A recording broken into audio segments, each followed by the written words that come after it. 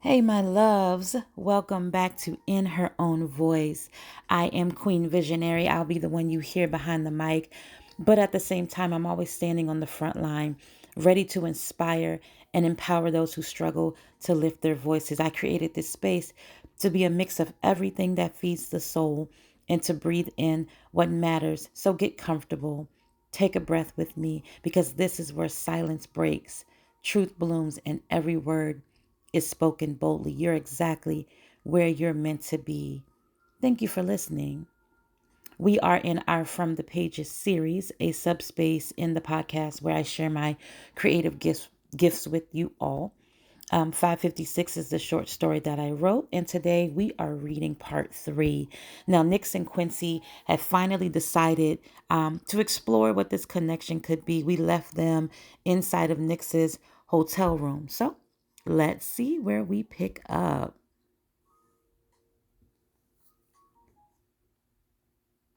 Houston didn't feel the same anymore. And Nyx didn't understand that because honestly, nothing had changed. It's been the same city, time and time again, same routine, but now there was a possibility for Houston to be connected to something so much more. And that was far more unnerving than loneliness ever was, at least for her. It was 3 days after leaving Houston and being back home in DC when Nyx stood in her kitchen, staring at her phone, caught somewhere between hope and frustration. She picked it up and unlocked it, going through every kind of communication there could be. No messages, no calls, nothing. She exhaled sharply and tossed the phone back onto the kitchen island. Good, she muttered. Now I can take this as a sign and move on. Continuing to make her breakfast and her tea, she inhaled and exhaled slowly. I am calm and have steady control. I choose peace in how I think, speak, and respond. She did breathing exercises and repeated this affirmation a few times. It was a relaxation method her therapist taught her, a therapist she began seeing 2 years ago after Philly. Her phone buzzed. She froze, then grabbed it too fast. Her heart began to speed up. It was Quincy. The text read, 3 days of me being patient, but I'm done with that now. Why haven't you reached out? Nick stared at the message, then smirked. Deciding to be coy, she typed, Who is this? Three dots appeared. The dangerous different. Girl, stop playing. You know who this is. She rolled her eyes, but she was smiling. He was actually waiting for her to connect. They discovered magic in Houston, and she had been on his mind ever since. Now, he was back for more. I've been busy, she responded. Okay, miss. Well, I hope your schedule clears up soon so I can fit in there somewhere. No pressure, though. 3 days ago, they talked and held each other until Houston's sunrise beamed through her hotel window to greet them. No sex, no foreplay, just a kiss on her cheek when he left the next morning. But the way she felt after their night was more than sex could ever satisfy. She closed her eyes, remembering the way his arms felt around her, the way his breath graced her neck and gave her goosebumps. His low voice caressed her eardrums like a sultry trombone. She became lost in his ability to seduce her with his attention. It was a feeling never known, not even with her ex Dalen. The sound of the tea kettle snapped her back into the present. She quickly turned off the stove and removed the kettle. She poured herself a cup of her favorite tea, candied pistachio herbal tea by Fava. Her phone buzzed again. I'd like to take you to dinner. No rush, whenever you're ready. Nyx read that message 3 times because it really wasn't pressure. It wasn't urgency. It was space and time. And somehow she knew that would make it harder for her to say no in the end. Still, she left him on red and settled into her fluffy chair to watch a good movie and finish her breakfast and her tea. Later on that day, she called Lana and filled her in. Oh, you're going. Nyx sighed into the phone. I didn't say I was yet. I'm telling you, you have to. Nyx paced her living room. Lana, I don't know what this is. For real, what is happening to me? It's someone actually having some sense, approaching you the right way, and treating you with respect, Lana said. You just ain't had what that really looks like, dealing with a smutty cake like Dalen. Nyx hesitated. But what if it goes left, Lana? What if he ends up being Dalen the sequel? Lana didn't soften. Then you survive it like you did last time. But friend, I doubt this is that. He's different and you know it. You gotta stop putting Dalen's mess on Quincy because you'll never see Quincy for what he is if you don't. That hit deeper than Nyx ever expected. She did know this was different. Her fear of relationship failure haunted her. That night in Houston with Quincy unlocked a new level of willingness, but there was still some major hurdles he would have to get through. Despite the fear, she held on to the reality of their connection. Texting Quincy, she wrote, I'm free tomorrow for dinner. Nyx chose something simple but flattering. She didn't want to give too much. Quincy knocked on her door at 7 p.m. She took a deep inhale and opened the door. This man stood too fine in his casual suit and open collar with no tie. He looked relaxed and smelled like 100% man. She held her composure. Quincy, on the other hand, gawked when he saw her. You opened the door. I'm flattered, he said. Nyx shrugged slightly and smirked.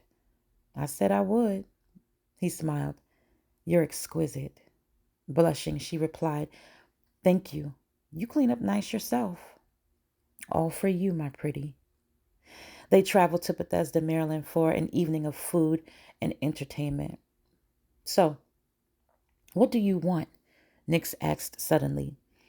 They were in the middle of dining at a very popular Italian restaurant. Quincy paused. With you? She nodded. He didn't rush his answer. He took a sip of water and wiped his mouth with his cloth napkin. I want to get to know you, he said, without you running the second it feels real. 'Cause I know that's what you want to do. Nyx leaned back. And you know me so well, huh? Come on, Nyx. Have I been wrong about anything I've said so far? I just want you to trust me. That's a tall order. I'm not in a rush. You keep saying that because you keep testing it. She blinked. You're very aware, sir. I have to be, he said. You're subtle, but not that subtle. I know you enjoyed being in my arms. She laughed despite herself. She couldn't deny that. Weeks came and gone, and somehow they fell into something, not labeled, but consistent, real. 2 months had passed, and Quincy was walking her up to her door after a date. You don't have to walk me in every time, Nyx said. I know, he said, holding the building door for her. Then why do you do it? Quincy brushed his fingers under her chin gently. Because I care for you. Now get inside, it's getting chilly. She didn't argue. The next month brought on a moment of reckoning. You're still waiting for me to mess up, aren't you? He asked randomly as they played golf socially in a designated caged area. Nyx froze mid-chew. She put her chicken wrap down and looked at him. No. He raised a brow at her and swung his club, hitting the ball into the course area. Nyx? She sighed. Okay, maybe. He nodded. I get it. Thank you for your honesty. And that was it. No defensiveness, no argument, just understanding. And somehow that made her trust him a little more. 4 months had gone by, and life with Quincy was just her new normal. Nyx had had a bad flight home from Charlotte. Delays, rude passengers, just exhaustion. She didn't tell Quincy. She didn't want to. But when the Uber dropped her off at her building, she saw him sitting in his car outside of her apartment. He saw her and immediately got out. Surprised, she asked, "What are you doing here?" "You didn't answer your phone." "I was on my way home." "I know. Why didn't you call to pick you up from the airport?" He took her bag as they made their way to her door. "I didn't want to bother you." He stopped walking suddenly, put her bags down, and stepped close to her. "Let that be the last time you think you can ever bother me. I don't want you in an Uber if I can help it." Nick stared at him. There was a shift in him, one that wanted to be her protector. She smiled and apologized. He kissed her cheek, and they continued to her apartment. No pressure, just presence. Nyx didn't want to hold in her feelings today. She needed his comfort. Once they were inside, Nyx turned to him. "Look, today was just a really bad day. It sucked, and I needed some alone time to regroup." Quincy kissed her forehead and pulled her into a hug. "I'm sorry, baby. What can I do?" No hesitation, just his instinct. And Nyx, she melted. Month 5 brought on some hard truth from Nyx. "You're not like anyone I've dated," Nyx admitted one night. They were at his place, cuddled up on the couch watching TV. Nyx looked down at her. "Good or bad?" "Unsettling," she said. He sat, she sat back from him and studied his eyes. He laughed. "I'll take that." She shook her head. "No, I mean it. You're consistent, and that's why I say it's unsettling. I'm still trying to get used to it." "Well, get used to it, baby, because I'm not changing." She believed him with all her heart and would bet her last $100 on his words. Month 6 gave others front row view of their chemistry, and everyone approved. Lana watched them from across the room. He was holding her from behind while they stood and listened to a saxophonist serenading one of their mutual friend couples at their anniversary party. "You're in love," she said later, catching Nyx alone at the bar. Nyx almost choked on her drink. "I am not." "Lies, friend." Nyx hesitated. "Lana, I don't know what to call this." "Yes, you do," Lana said with the biggest smile. "Stop playing and tell him. Go get your man, bestie." Nyx looked away because she did know what to call it, and she wanted to tell him. But that haunting fear rose up every time she thought about her feelings, and that terrified her. It was month 7, and something in her evolved. It happened quietly, no big moment, no grand declaration, just a random night. They were at his place once again, sitting on the couch, both reading a book. Nyx looked at him, really looked at him. "Quincy?" "Yes, beautiful." She hesitated. Then she said it anyway. "I think I trust you." He didn't smile, didn't make it a big deal. He just put down his book and nodded. "I know, Nyx." Her heart fluttered. "You do?"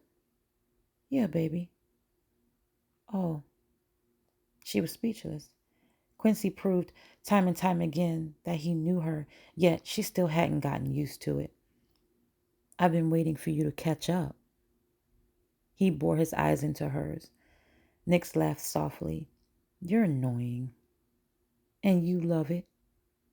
He leaned in and softly kissed her lips. She didn't fight it, just allowed her heart to feel this time. This was their first kiss. She felt so cared for, even in that moment. He took his time, exploring an intimate part of her he patiently wished for. "Wow," she whispered when it was over. "I know, right? Sheesh, woman. What a kiss." They both giggled like school kids. Quincy brushed a strand of her hair behind her ear like she was something to protect, not possess. Let me ask you something, he said. Nyx narrowed her eyes. You're always asking questions, Quincy. Okay, answer it anyway. She sighed. Fine. He looked at her. When are you going to stop being halfway in? Nyx froze. I'm not halfway in. You are. She shook her head. I'm here, aren't I?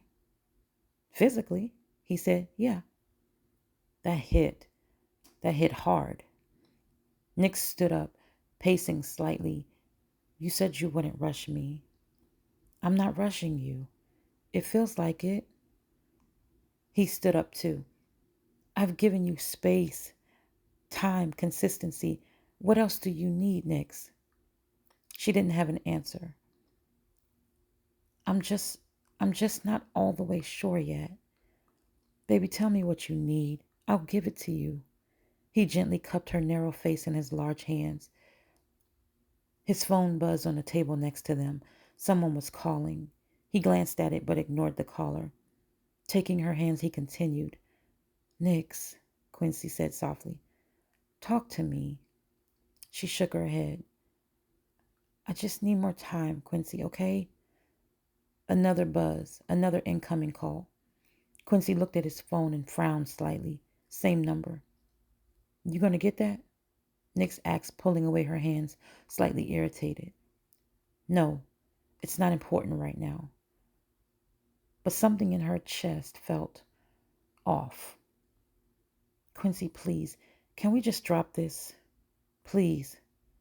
He put his hands up in surrender. Okay, Nyx, I'll let it go. Later on that evening, after Quincy dropped Nyx off at home and returned to his, Quincy was settling in. Just then the doorbell chimes. He glanced at the clock on the TV, 12:18 a.m. Who's here at this time of night? He asked himself. Opening the door, his stomach dropped. Hey, stranger, the woman said, sultry and sexy. Quincy glared at the woman at the door in disbelief that she was at his house so late. Angela? The one and only, baby. Why are you here? He quickly came out into the hallway and closed the door, looking up and down the hall for witnesses. I needed to see you and talk to you. Are you going to let me in or make me stand out in this hallway? Back at her apartment, Nyx stepped outside on her balcony for some air. She was reflecting on the conversation between she and Quincy. What do you want, Nyx? She asked herself quietly. You can't keep leaving that man guessing and waiting. Over the last 7 months, it had been blissful, and she was indeed happy. Then she realized something that made her actually screech in joy. She wasn't afraid anymore about the past. She realized she had been in that space too long. It was just a habit to use it as an excuse now. Quincy had come and allowed her heart to heal. She didn't want to be alone anymore, and she was finally ready to tear down the wall and let Quincy know how she felt. It was time to take this relationship to the next level. She decided she wasn't going to wait another day to tell him all of this. She gathered her things to head back to his house to surprise him. Tonight, she thought, tonight, everything would finally be the way it should be. And that's the end of part 3. Stay tuned for part 4 coming soon. Oh, I am just loving this story for y'all. I am loving the way it's unfolding. I'm loving the way y'all are enjoying it. I upload new episodes every Tuesday at 8 p.m. right here on Spotify. If you'd like to share your story with me, you have a topic you want me to discuss, you need advice, prayer, or just a space to vent, please email me at 320eent@gmail.com. I'd love to hear from you. If you have listened to all or at least most of the episodes and have not clicked that follow button yet, this is your sign to click that button now. I want to inspire more people. And when you put me out there, it helps others to find the channel and it gets my voice heard. Okay? Also, don't forget to like and share the episodes with someone who you think may be able to benefit from it. My gratitude is always out to you all. Remember, your fears don't define you, your doubts don't control you, and your dreams are waiting for you. Until next time, keep speaking in your own voice.